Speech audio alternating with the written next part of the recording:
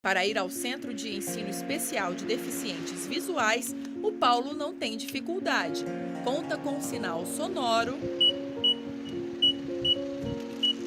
e o piso tátil, facilidades que não são encontradas na maioria das escolas frequentadas por cegos. É o primeiro obstáculo para o acesso à educação. Será que a pessoa com deficiência visual ainda encontra esse cenário em nossas universidades e escolas? Infelizmente as pessoas falam de inclusão, mas inclusão ela infelizmente está no papel. E o Ministério da Educação, será que está trabalhando para uma educação mais inclusiva? Olá, sejam bem-vindos ao primeiro episódio do Pluralidade. Como o próprio nome já diz, aqui a gente vai discutir as diversidades de ideias, assuntos e questões. Nesse episódio vamos abordar sobre a pessoa com deficiência visual e a educação. Eu sou o Rafael Costa e para esse bate-papo estão aqui comigo as minhas colegas jornalistas Beatriz Plaza e Caterine Paixão. Tudo bem, Cat? Tudo, Rafa, e você? Tudo jóia. Tudo bem, Bia? Fala, Rafa, tudo ótimo. E por aí? Tudo ótimo por aqui também. E para esclarecer essas nossas dúvidas e questionamentos, recebemos a Jéssica Moraes e a Luciane Maria Molina. Nessa primeira parte do nosso bate-papo, vamos conversar com a Jéssica Moraes. Lembrando que a Jéssica está conosco pelo celular. Tudo bem com você, Jéssica? Tudo bem com vocês? Tudo bem também. Obrigado por ter aceito o nosso convite e compartilhar com a gente as suas vivências. Imagina, eu que agradeço pelo convite. Bom, Jéssica, eu vou iniciar então esse nosso bate-papo já abordando a questão dos livros didáticos, que segundo as informações da SECAD, a Secretaria de Educação Continuada, Alfabetização, Diversidade e Inclusão, do MEC, desde 2002, os livros didáticos para pessoa com deficiência visual passam pela grafia em braille, o que facilita a leitura para os alunos com deficiência visual. A minha pergunta então é a seguinte: você teve acesso a esse material ou encontrou alguma dificuldade quando você estudava? Então, na realidade, na minha situação, quando eu não precisei do material em braille e sim ampliado. Porém, eu tive acesso a todo esse processo, porque coincidiu de ser um período onde eu trabalhava numa gráfica que produzia material em braille. Então, eu tive um contato assim bem grande com essas informações. Que legal. Ô Jéssica, em relação às aulas, era em alguma turma especial, como é nos dias atuais, ou havia alguma assistência dentro da sala? Não havia. O pouco que havia era assim, com bastante dificuldade. Era uma questão assim, muito pessoal de cada professor, de se sensibilizar, de se ter essa mentalidade, da necessidade que a gente tem de uma ajuda, essa empatia, muito grande de contribuir com alguma coisa.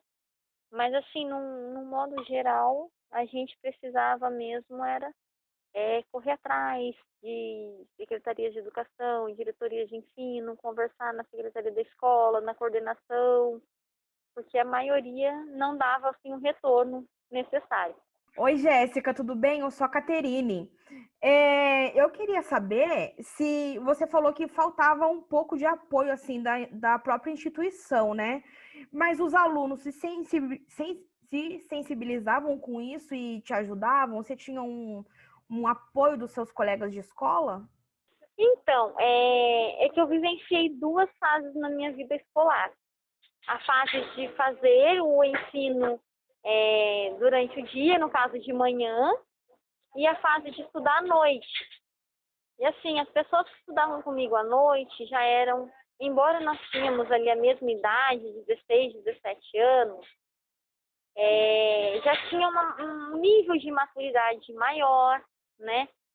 A maioria ali era estagiário, assim como eu, então nós já saíamos de um estágio para ir para a escola, o que de uma certa forma gerava, uma maturidade em todo mundo. Mas de um modo geral, assim, o que eles podiam me ajudar sempre me ajudavam. Na maioria das vezes, eles tentavam me ajudar. Nunca aconteceu assim de alguém, vamos colocar entre aspas, assim, comprar uma briga comigo. Não, vamos para frente, vamos correr atrás de material para você. Então, assim, sempre rolava uma adaptação da parte dos próprios colegas. Não chegou material, porque assim, esse material ele demora para chegar. Uma coisa, ele está previsto em lei. Não sei como é que está funcionando isso hoje, né? Mas pelo menos na minha época, embora a lei permitia que eu tivesse acesso a esse material, era muito precário. Chegava assim a demorar 3, 4 meses. Aí eu já perdia o bimestre, já perdia o trimestre e o material não chegava. Ô, Jéssica, e assim, você disse que a instituição não era muito acessível, né?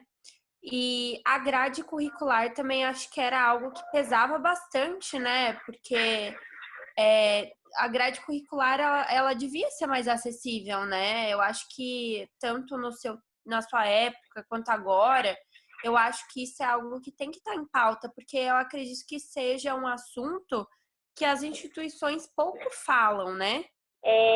Na escola estadual, o acesso ele é ainda mais precário. Na municipal ele acontece, ele demora, mas acontece. Na estadual ele demora e ainda corre o risco de não acontecer. Porque assim, a gente está falando desse assunto agora, né? A gente está pesquisando bastante sobre esse assunto, mas quando eu estava na escola, ou não sei, os meus colegas, acho que quando estavam na escola, ninguém falava sobre isso, sabe? Por exemplo, vamos fazer atividades relacionadas a isso, porque isso é um assunto que a gente tem que falar sobre. Se a gente tiver um colega com deficiência visual, como é que vai ser? Ninguém explica pra gente isso, né? Na verdade, o assunto ele só acontece quando tem. Ele não é um assunto recorrente, ele não é um assunto em pauta, ele é um assunto que a maioria dos educadores fogem desse assunto, né? E os alunos em si só têm acesso a essas informações quando eles se veem na mesma sala onde está um aluno com deficiência visual. Se isso não acontece, passa pela escola, passa por todos os anos letivos e não tem a menor informação. Sim, eu acredito que não tenha mudado muito, né? Mas sobre a pandemia, o Rafa vai te fazer algumas perguntas, Jéssica. Sim. Jéssica, para a gente finalizando essa primeira parte do nosso bate-papo, a gente está passando por um momento inusitado, né, para todos nós, que é a pandemia. E você, como mãe, assim como a maioria dos pais, dá aquele auxílio para os filhos na hora do estudo, né? Como está sendo para você auxiliar a sua filha e quais as dificuldades em assumir esse papel do educador? Então, está sendo muito complicado, né? Porque, embora a escola me assegurou imprimir o material numa fonte ampliada para que eu pudesse auxiliá-la, ainda assim a informação não chega 100%, né? Porque tem muitos gráficos que eles não conseguem ampliar, tem muitas imagens onde tem detalhes bem peculiares. Aí a criança vê e ela tem aquela percepção de criança, né? A gente tem que ter ali a percepção de adulto, de educador, né? Como você falou, que a gente acaba ocupando o lugar de educador. E assim, nós tentamos fazer online, né? Para facilitar. E ela encontrou bastante dificuldade. Agora é um momento bem atípico, né, Jéssica? Sim, bastante. É um momento que esse contato com as pessoas que, enfim, você precisa, todo mundo está precisando, né, desse contato mais direto com as pessoas, está sendo bem complicado mesmo, né? Jéssica, eu gostaria então de agradecer novamente você por ter aceito o nosso convite, viu? Muito obrigado. Brigadão, viu, Jéssica? Você ajudou a gente pra caramba. Muito obrigada, viu? Obrigado. De coração. Brigadão. E nessa segunda parte do nosso bate-papo, Vamos conversar com a professora universitária Luciane Maria Molina. Tudo bem, Luciane? Muito obrigada por ter aceitado o nosso convite. Olá, tudo bem? Em primeiro lugar, eu agradeço pelo convite em participar desse podcast e eu considero que esse é um tema muito atual e relevante no cenário da diversidade que vivemos. As pessoas, elas precisam conhecer o contexto da deficiência para que elas possam criar espaços e relações mais acessíveis, mais inclusivas e que permitam um maior pertencimento de todas as pessoas. Então, nesse sentido, eu agradeço e parabenizo vocês por levarem esse tema tão adiante e para que chegue a tantas outras pessoas, para que elas possam também serem sujeitos ativos desse processo inclusivo.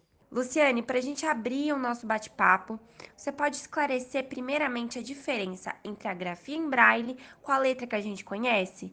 Tem algum formato diferente? É o mesmo formato? Como é que funciona? Com relação ao sistema Braille, é muito interessante pensar que as pessoas acreditam que o sistema Braille é uma cópia das letras em tinta no formato em alto relevo. E, na verdade, não são. O sistema Braille ele foi criado na França por volta de 1825 por um jovem que ficou cego num acidente que sofreu na oficina do seu pai.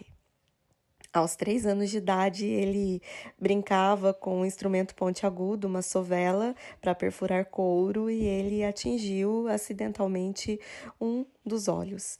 E, por conta das condições da medicina da época, esse ferimento causou a cegueira total dos 2 olhos, quando ele tinha aproximadamente 5 anos de idade.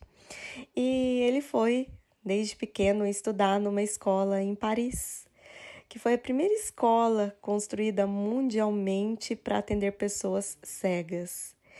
Só que lá, inconformado com as condições de estudos da época, que consistia em decorar, memorizar e recitar aquilo que foi memorizado, ele utilizou o mesmo instrumento que causou a cegueira em seus olhos e perfurou o papel, formando pontos agrupados em relevo.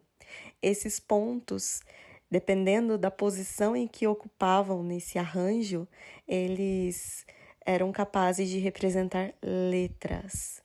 E foi assim que surgiu o sistema Braille.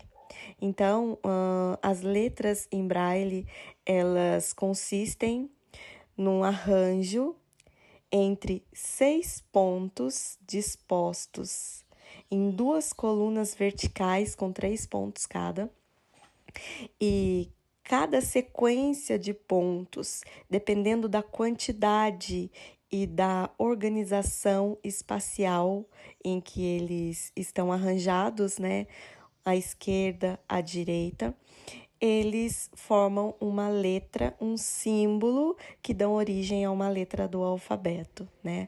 Por exemplo, a letra A, ela é formada por um único ponto que fica no canto superior esquerdo, que nós chamamos de ponto 1.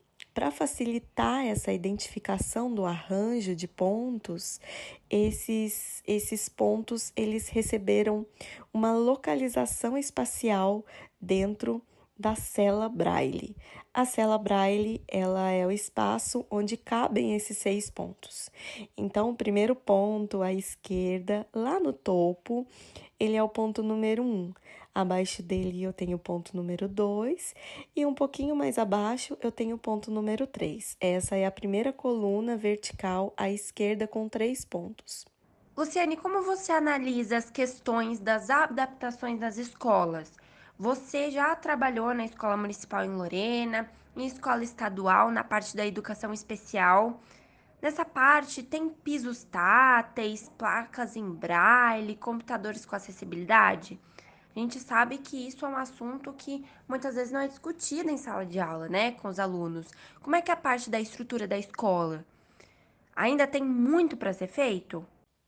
Agora, com relação às adaptações nas escolas para atender alunos com deficiência, sejam elas adaptações físicas, pedagógicas e instrumentais, elas vieram compor esse cenário da educação inclusiva muito mais fortemente a partir de 2008, com a política da educação especial na perspectiva da educação inclusiva, que implementou o atendimento educacional especializado nas escolas através das salas de recursos multifuncionais. Mas a gente precisa dar um passo um pouquinho antes para entender esse contexto da inclusão de alunos com deficiência.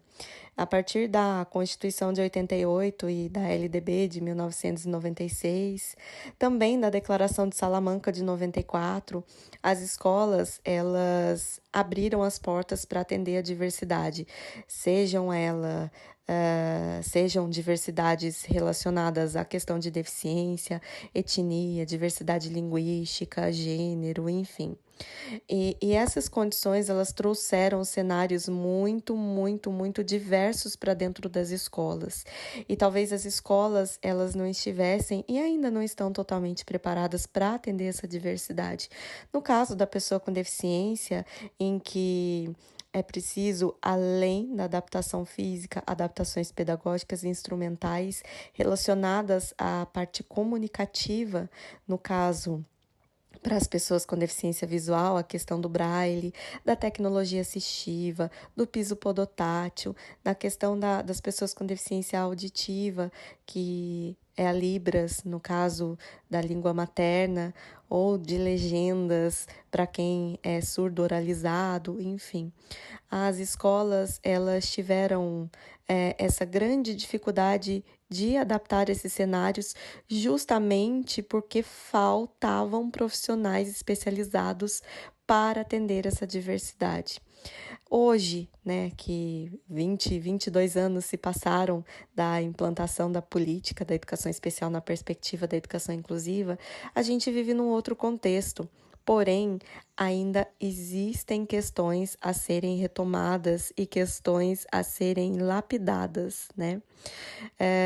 A Lei de Acessibilidade de 2000, ela já prevê essas adaptações físicas em prédios públicos, mas nem todos os prédios públicos possuem adaptações e muitas vezes os que possuem, eles não seguem adequadamente as normativas da NBR 9050. Oi, Luciane, tudo bem? Eu sou a Caterine.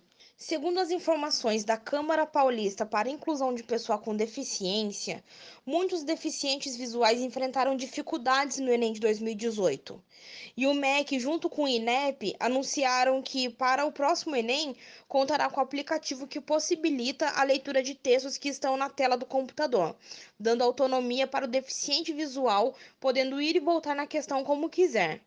Você acha que cada vez mais as pessoas estão se mobilizando com a questão de acessibilidade da educação inclusiva? Oi, Caterine, tudo bem? Sobre o Enem, é algo que me deixou muito satisfeita saber que vai existir a possibilidade da pessoa com deficiência visual utilizar uma tecnologia assistiva de leitores de tela. A questão do Enem, ela é uma outra questão muito complexa, né? A gente tem pessoas com deficiências, dentro da mesma deficiência, com necessidades específicas educacionais muito distintas, que é o caso da pessoa com deficiência visual, que não é usuária de braille e que precisa de outros recursos e muitas vezes o ledor, só aquela pessoa que lê, não é suficiente para que ele tenha um entendimento pleno e completo das questões. O que acontece no Enem é que a gente entende que a prova em braille ela é muito desgastante para quem lê em braille. Chega até a rachar o dedo, porque o atrito, né, o atrito constante do dedo com o papel, ele causa esses pequenos ferimentos. Um caderno em braille do Enem chega a ter 2 volumes de 90 páginas.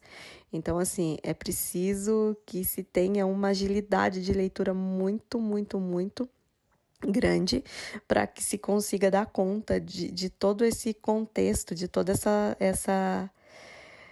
esse volume de material, né? Embora as pessoas com deficiência visual elas tenham tempo adicional para fazer a prova, para para responder ali as questões, mas é um desgaste muito grande. E aí, nesse sentido, a questão do ledor, né, que é uma pessoa ali para ler, para quem tem deficiência visual, também é algo que não contempla total acessibilidade e autonomia. As pessoas, elas muitas vezes não têm o preparo suficiente para ler questões com terminologias específicas. E a própria questão da audiodescrição, né, que já vem pronto do INEP, mas é uma audiodescrição que muitas vezes não contempla aquele contexto. O que é a audiodescrição, né? A audiodescrição, só para a gente contextualizar aí, é a tradução de uma imagem em palavras, ou seja, tem um gráfico, tem uma imagem, uma charge ali numa questão do Enem. Então, como a pessoa com deficiência visual não vai ter acesso a esse conteúdo imagético, existe uma técnica que traduz isso através de palavras, ou seja, que vai narrar, que vai contar aquilo através de palavras, né? Vai traduzir aquilo.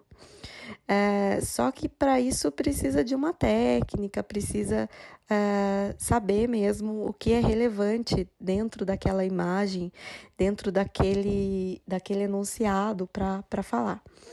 E essa audiodescrição ela já vem pronta, ela já vem escrita para a pessoa com deficiência visual ter acesso, seja o acesso em braille, seja o acesso através do ledor, da pessoa que lê para ela. Então, é uma audiodescrição muito, entre aspas, fria, porque ela muitas vezes não contempla mesmo essa necessidade do que realmente precisa ser audiodescrito. Muitas vezes é uma audiodescrição extensa, então a gente tem uma questão que meia página de questão e mais meia de audiodescrição. Então, aquela questão, ao invés dela ter meia página, para a pessoa com deficiência visual vai ter uma. Então, amplia muito essa capacidade de leitura que a pessoa com deficiência visual precisa ter. Olá, Luciane, tudo bem? Eu sou o Rafael. Luciane, para a gente finalizar o nosso bate-papo, eu vou entrar em uma questão polêmica que está em alta nas redes sociais, que é sobre o pronome neutro.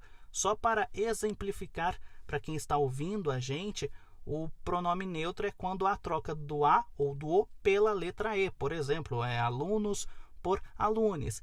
Claro que a questão da diversidade é importante, mas a minha dúvida é a seguinte: isso de uma certa forma não atrapalha na aprendizagem ou na leitura da pessoa com deficiência visual, seja em braille ou com auxílio da tecnologia?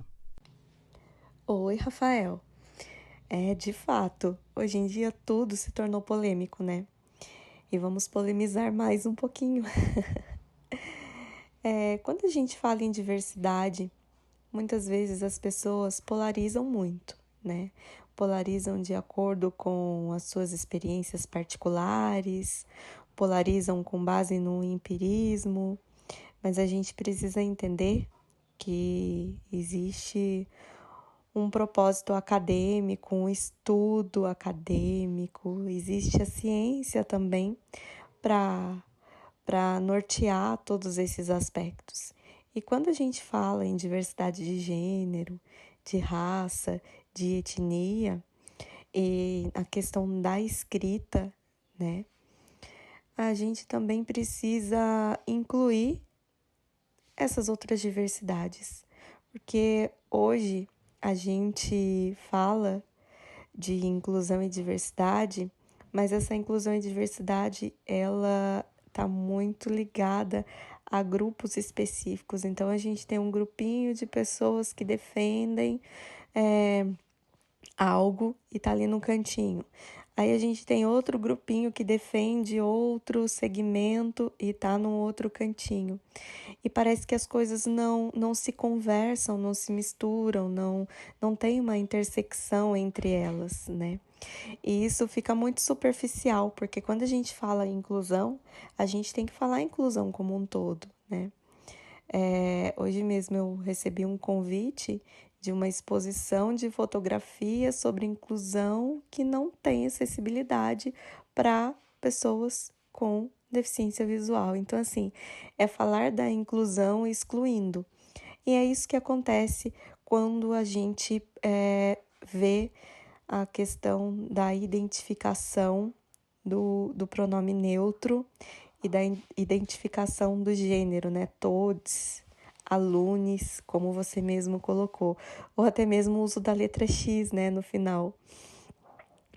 Então, quando a gente menciona esse tipo de escrita, a gente está excluindo, por exemplo, pessoas que usam leitores de tela e que quando vão passar por esse tipo de escrita, eles têm um retorno sonoro muito estranho. E aí isso dificulta e atrapalha o entendimento da mensagem como um todo. Então, quando se fala em inclusão e diversidade, a gente também precisa incluir outros grupos, senão apenas o nosso, né? Então, a gente tem que pensar muito nessa proposta inclusiva. Até onde eu quero chegar? Quem eu quero atingir com essa proposta, né? E aí fica essa mensagem, né? Vamos entender como outros grupos se relacionam com a informação para a gente poder fazer algo aberto e algo que possa contemplar todos esses grupos. E isso dificulta não só o aprendizado, né? Até porque as redes sociais, elas são frequentadas por grupos muito diversos, mas dificulta, acima de tudo, o acesso a essa mensagem com qualidade, com fluidez, com interpretação e entendimento. Então, vamos pensar de que maneira a gente pode promover essa inclusão, falar sobre esse tipo de assunto, né? Abordar o gênero neutro, abordar a questão da diversidade de gênero, enfim.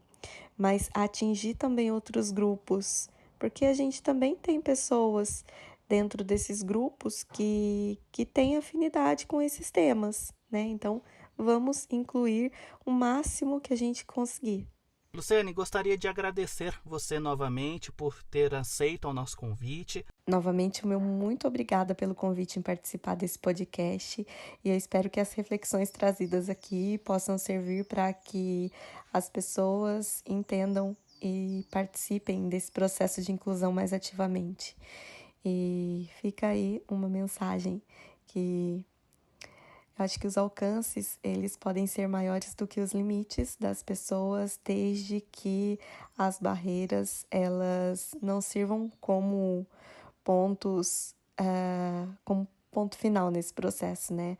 As barreiras, elas precisam ser quebradas e quanto mais facilitado esse acesso, quanto mais participação e pertencimento as pessoas com deficiência tiverem na sociedade, menos deficientes elas serão. Um abraço. Bom, e uma curiosidade, o Braille recebe esse nome por conta do sobrenome de quem criou, que foi o francês Louis Braille. Agradeço também às minhas colegas jornalistas e esse episódio do Pluralidade contém trechos da reportagem da TV Brasil feita em 2018 sobre a inclusão de cegos e surdos nas escolas. O Pluralidade teve uma produção de Júlia Leite, Natasha Freitas, Tamires Trindade, Vanessa Trois e Wanderson Luiz. Edição e direção de Rafael Costa. A gente se ouve em um próximo episódio. Até lá!